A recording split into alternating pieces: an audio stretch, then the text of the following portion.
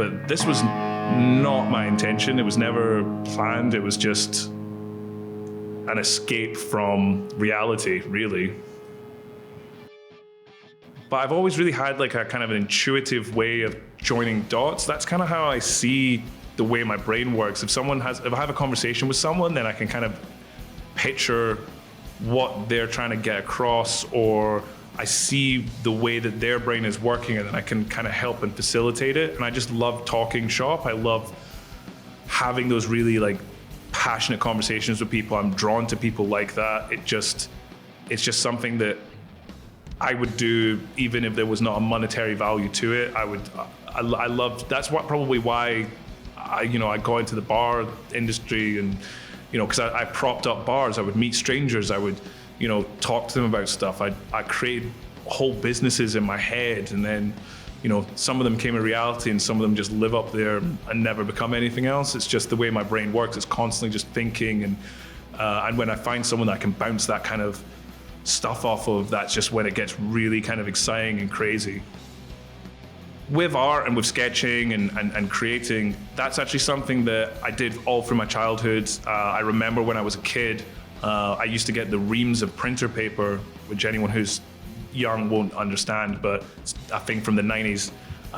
That's how we used to print stuff, that my dad would have like just this reams of like connected paper, and I would just draw and draw and draw, and it probably cost him so much money, but I created this whole like world universe of these space Vikings. And I remember that very clearly. They all had different backstories and different outfits and stuff like that, and it was this whole thing, and that was very much how my childhood went. And I remember my parents always, when I would show them something, they'd be like, oh, that's busy.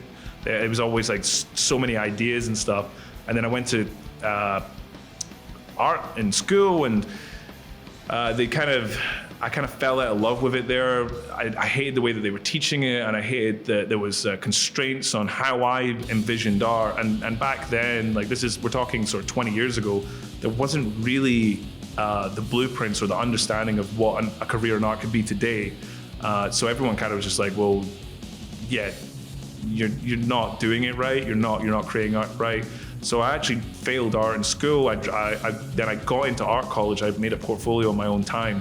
And I lasted 2 weeks because it was very much the same. For some reason, I thought art college would be something different to what school was, but it was still just the same thing. It was people trying to tell me what art was, and I always feel that that's not how it should be handled. Like, you should let people be fully creative and steer them without kind of restricting them into your pigeonhole of what you believe art to be.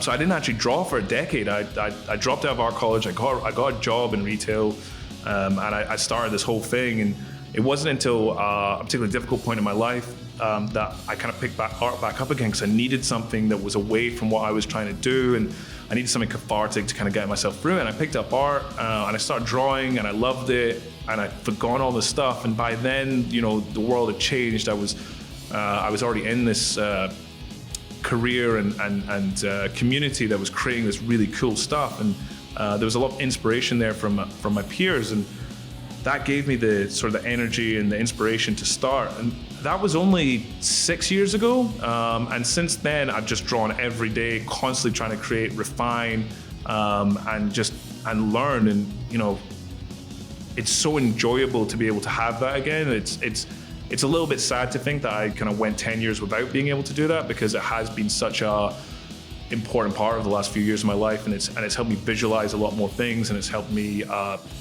really find my creativity and refine it, and teach myself. So I mean, I guess for the last 6 years I've been drawing again and sketching, but it's something that's always kind of been ingrained in me since I was old enough to hold a pencil or a crayon.